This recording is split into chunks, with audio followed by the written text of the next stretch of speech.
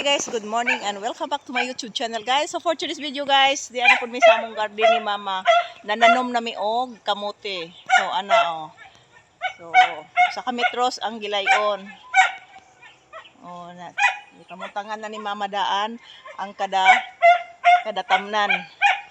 So ing ana usa mag tanom, kamutangan usa kada og asa dapit itanom si Jack.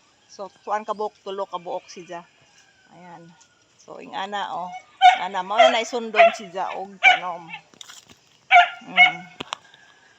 Sa may sundon na siya og tanom. So, mo na kamote. Kamote, mo na siya. So, ing ana magtanom og kamote. So, kuan, sa kamitros ang gilayon. So, distansya, ana siya. So, mo na akong mama, farming akong mama akong gitabangan.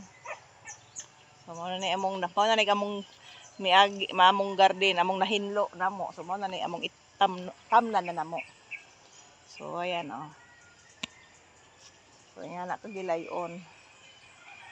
So sa kilid so to po gaho adito iya kang mama po na diha So diha po gaho adire. Ayan ang gaho So nagtanom na po ko na pong gidugangan og takodo. So mao ni si Jay utlanan side sa amo ang gitamnan.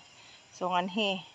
Di na gud namo dak-on og kanang garden basta lamang na ami matanom dinhi So karon na ihong na tanom isa. Ayan ang natanim na ho isa Wala na siya guys. Ayan na tanim.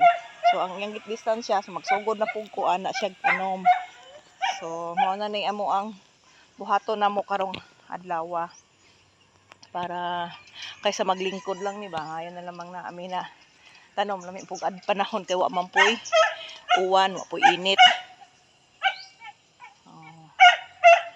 So dinhi mo ni kamutihan na mo dinhi. Ang unahan mo toy talong, okra, unsay pwede itanom. So okay guys, thank you for watching guys and don't forget to like, hit notification bell, magsugod na kog tanom guys.